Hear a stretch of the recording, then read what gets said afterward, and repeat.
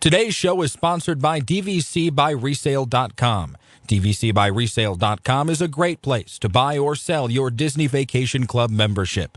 You can view their current Disney Vacation Club resales, get answers to frequently asked questions, and see the DVC points charts all at DVCBuyResale.com. Or call Chantel directly at 1-800-844-4099. This is Walt Disney World Today. Give us 5 minutes and we'll give you the world. It's Friday, April 4th, 2008, and this is episode 392 of Walt Disney World Today. I'm Matt Hochberg from StudioCentral.com. On the show today, we have my man, Len Testa, co-author of the Unofficial Guide to Walt Disney World. How are you, Len? Good, except for I was recently kicked off of American Idol, but, other than that, I'm doing okay, I guess. Len, I told you that stripping was just going to come back and haunt you. I thought if I did, a Dolly Parton classic like "I'll Always Love You," that the crowd would like it. Apparently not. You should have gone with Rhinestone Cowboy. Oh shit! Islands in the Stream. Also on the show today is Mike Scopa of allears.net. Welcome, Mike. And those of you who are just walking in right now, you're late. Where have you been? I love your hair. No, not you. You. That would be Ellen. Very good. And although I'm going to be introducing him, he will not be saying much since he is very, very sick. Mike Newell of Mouse World Radio. How are you, Mike? Contrary to the rumors, I am still alive. Are you dying or am I? Thank you. Thank you, Soundboard Len, for your concern. Soundboard Len is always worried about you, Mike. He is, I know. Awesome. He sent me a card and everything. Oh, my God. He sent me a card and everything! So on today's show, we're going to be talking about it's a guide to maximizing free dining, and currently there are certainly some rumors about free dining being offered, and it'll be offered imminent. Len, you have some dates that you've heard of free dining coming out. Do you want to quickly mention them? It's all rumor at this point, but I've heard a couple of different dates. If you look at what it would have been based on last year, it would have been roughly August 24th to September 22nd. But I'm hearing a million other things, everything from late August to third week of September through August 30th to September 27th. Right. And if you look at what Universal's doing with their free dining offer, it's stretching all the way into October.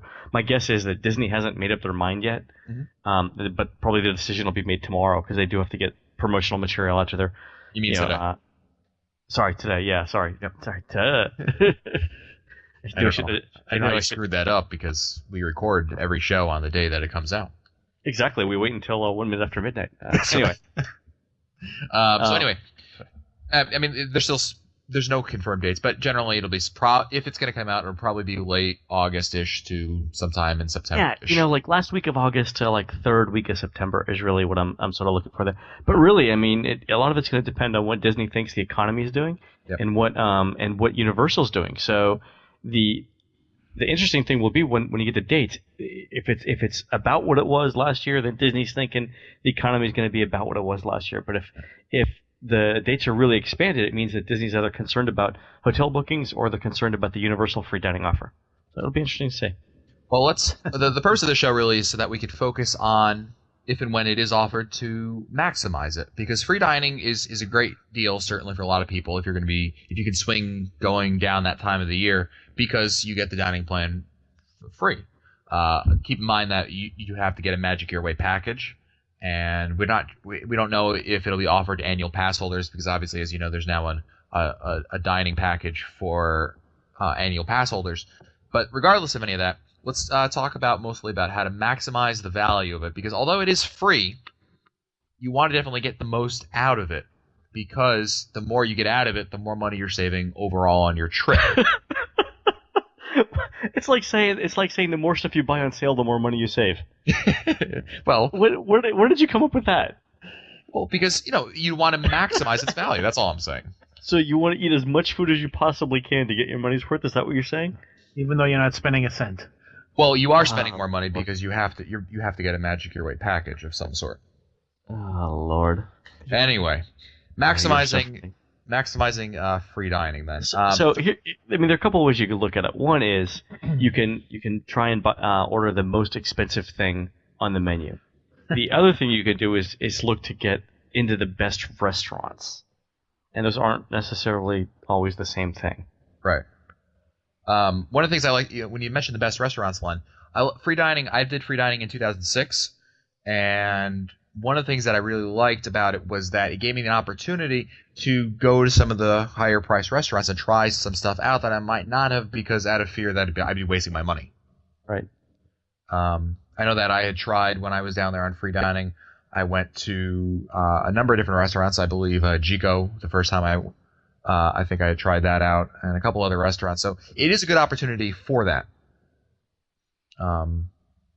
Yeah, the key is that, number one, it gives you the opportunity to try a restaurant that you would otherwise be a little, wary about trying and spending your own money. So you're spending the house money trying out the restaurant. Also, it gives you an opportunity to go to your favorite restaurants and try maybe an expensive entree that, again, you'd be a little wary about trying because you're spending your own money. The other thing is, and I just thought about this, considering that the free dining is coming, if it is coming back, I would assume that they'd be using the basic dining plan of 2008, which means that there's no gratuity included. No gratuity, no appetizer, right? Right. So you'd be on the hook for certainly at least the gratuity, assuming you don't order any. That's right. Any appetizers. Would that impact your decision at all? Because if you're going obviously to like Portobello Yacht Club, for instance, obviously the gratuity rate's gonna be a little higher over there than if you go to Mama Melrose. No one's saying you have to tip. I think that's my philosophy for the second half of 2008. Sure, you get chased out of Walt Disney World with pitchforks. With pitchforks. I mean, really, there's no law against you tipping, a good solid $2, $3. Okay, the hate mail can be sent to len@touringplants.com. Just kidding. But I think that's one way of keeping your dining costs down by a good 18%. There you go. By not tipping. Anyway. But that's something to keep in mind, because I know in past the system's not going to change, Matt, unless we all band together. I'm sorry, go ahead.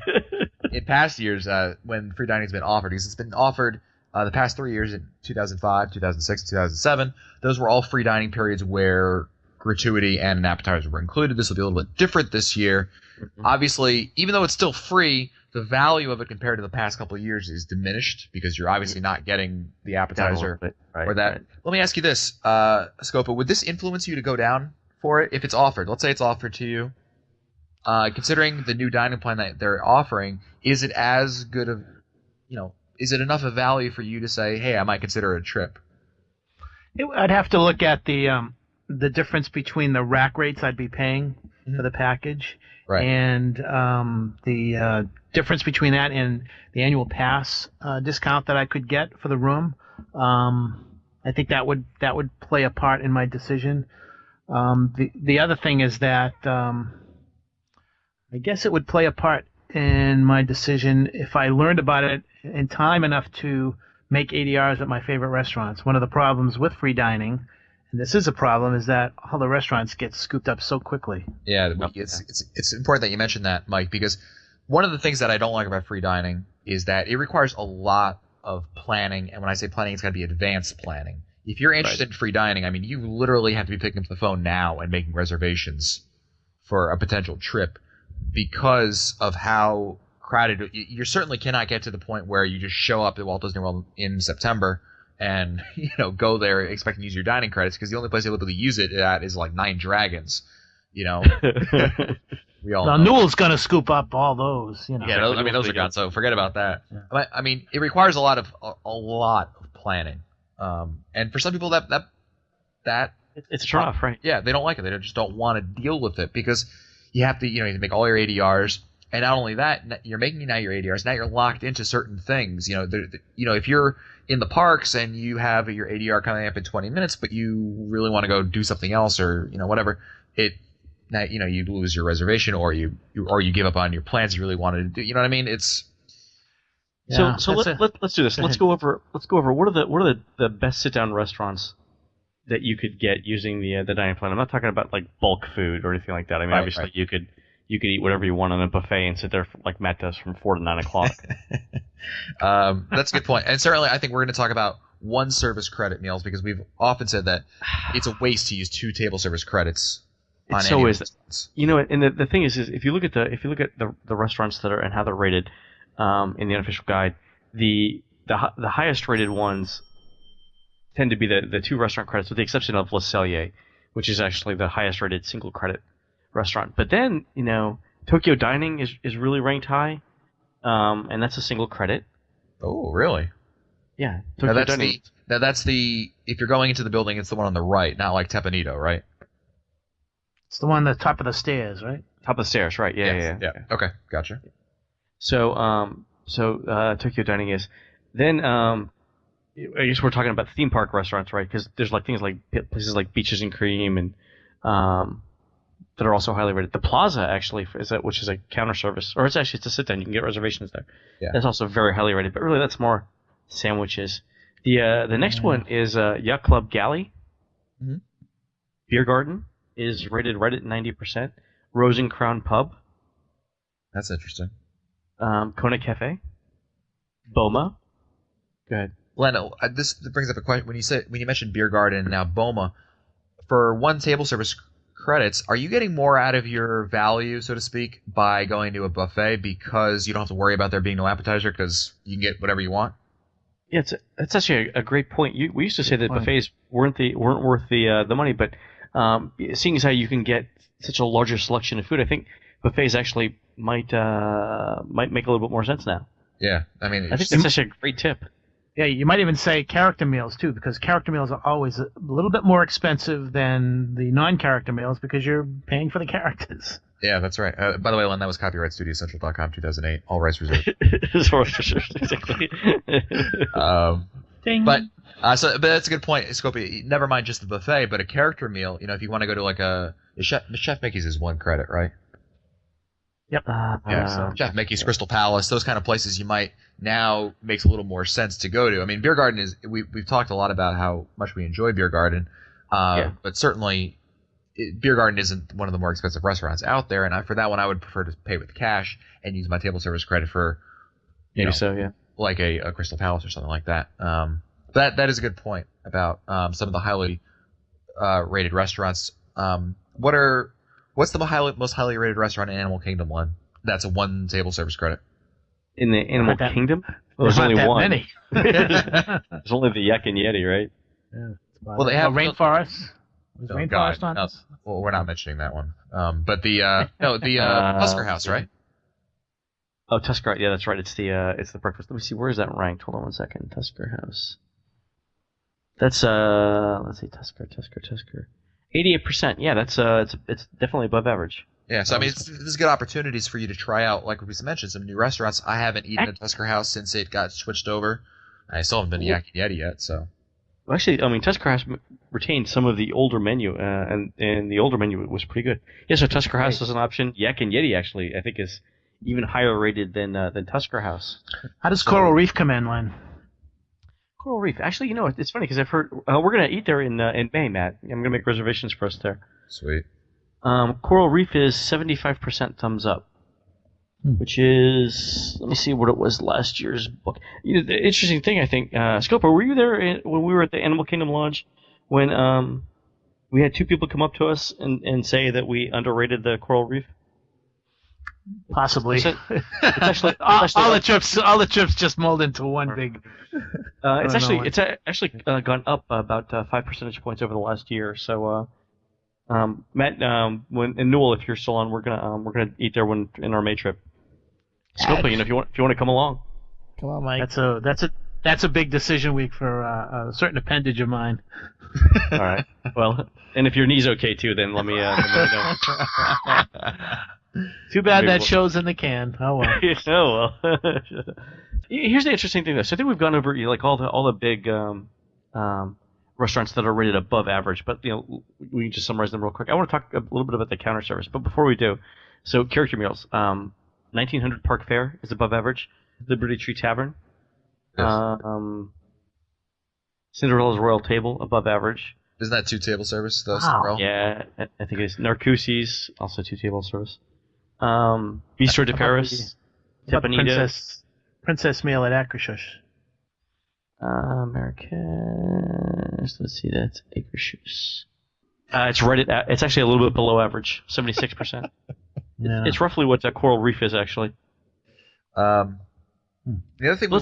Go ahead. Let's talk about the counter service restaurants real quick because everyone kind of thinks that counter service is counter service. Sure. But there are huge variations in Well, satisfaction ratings. Oh, yeah. So- Right. So, what do you think is the highest rated counter service restaurant in all of Walt Disney World according to unofficial guide readers? Sunshine would've said- Seasons. I would have said Tusker House, but that's no longer. Mr. Knoll? A Pecos free meal Bill. if you guys can guess this. Pecos Bill. Not even the right park. It's in Epcot. Sunshine Seasons. No, it's not. Oh, well, there's only so many. Not the Liberty Inn. No, Liberty Inn? The Kringla Bakery Ugg Cafe. That's not a counter service. That's a dessert cart glorified. I would have 90s. thought Tangerine Cafe. That's actually real. The Tangerine Cafe is also 91% thumbs up. But Kringla Bakery Ugg Cafe, almost 75 people have rated it in the guide. Average rating 96. There's some good frosted pretzels. What's number 2? Chocoholics. Yeah. What's number 2? Also in Epcot, in World Showcase. Number 2. In I would have France. said Oh, In France. Well, the France. the Boulangerie Petite Patisserie. Petite Right. Petite Juif. The French place. Yeah. What's also above 90% crepes de chef de France? That cart. The cart, exactly. All right. Hey, man, it's up there. In the Disney Hollywood Studios, the Starring Rules Cafe is right at 90%. I believe that. See, I guess I mean, if you're using your counter service credit, I think it behooves you not to be wasting it at the crepe cart, but instead What do you like them? You can, but Backward it's Express. not so much a meal as it is a snack, in my estimation. I agree, Matt. I agree. If I'm trying to use the dining plan to the best advantage possible, I'm buying a meal with it, and a meal is, going to a restaurant like Sunshine Seasons or Backlot Express or Casey's Corner and getting real bona fide food to feed me, so I don't have to waste my money then on something else a little bit later. In my estimation, that's just my opinion. Some people may say, "Hey, this is a perfect opportunity for you to, we've been stressing trying new things. Maybe you want to try the crepes in France, and that might be your prerogative." But It's mine. Yeah, but you do have you do have a snacks option on the. yes, on you the do. dining plan. Yeah, Yes. I wonder if crepes count as a snack or as a meal. Yeah, see, it may be Some of them limited. look pretty good. We're gonna have to try the crepes when we're there. Anyway, let's go with the opposite end. Places to avoid. Okay, so places to avoid also in Epcot in World Showcase. Counter service. Chinese. Ooh, very good. Lotus Blossom Cafe, 63%. Also, down near the bottom of the list, Liberty Inn. Wow. Yeah. In I in- fleet that. Pretty really, no simple kidding. stuff. Yeah. In Animal Kingdom, Temu, the refreshment thing, Yeah. not very good. Sci-Fi Dine-In, not doing well. No surprise there. Only been Shock. Nine Dragons, below average. The San Angel Inn Restaurante, which is interesting because that's only at 67%. That's really dropped off. yeah. The Oh. food there Although- stinks. Yeah, it's amazing because I've never really had a bad meal there, but maybe it's always because I'm so hungry. And there's certainly some good recommendations there, and some recommendations also to avoid. Any last? I know the scope, but when you go dining, you don't usually use the dining plan. But one thing you do that's smart is using the like a spreadsheet for for organizing everything, and that might be advantageous for you because you've got to organize. You're probably want to pick out the restaurants you want to eat at. You probably also want to look at the menus. I know All Ears Net's a great resource for that. And you want to look at what the entrees are because, again, obviously the more expensive the entree, the more perceived value you're getting out of it. Well, there's something else that I look at too, Matt, and that is the extra magic hours schedule. Yeah. That plays a part too. That plays a part in how I book my restaurants too. I think if you take one thing from this entire episode, I think you guys would agree that it's that you book your restaurants well in advance. Oh, Yep. yeah. I mean, I think that's the best advice to do. But certainly, I would actually start booking now for August or September very good. in anticipation of free dining coming out. So Excellent. Well, that's it for us today. If you want to find our older episodes, read our show notes, or send us your comments, visit the Walt Disney World Today website at wdwtoday.com. For Len Testa, Mike Scopa, and the sick Mike Newell, I'm Matt Hotchberg. We'll see you on the next show. This has been a production of Mouse World Radio. Today's show is sponsored by DVCBuyResale.com. DVCBuyResale.com is a great place to buy or sell your Disney Vacation Club membership. You can view their current Disney Vacation Club resales, get answers to frequently asked questions, and see the DVC points charts all at DVCBuyResale.com. Or call Chantel directly at 1-800-844-4099.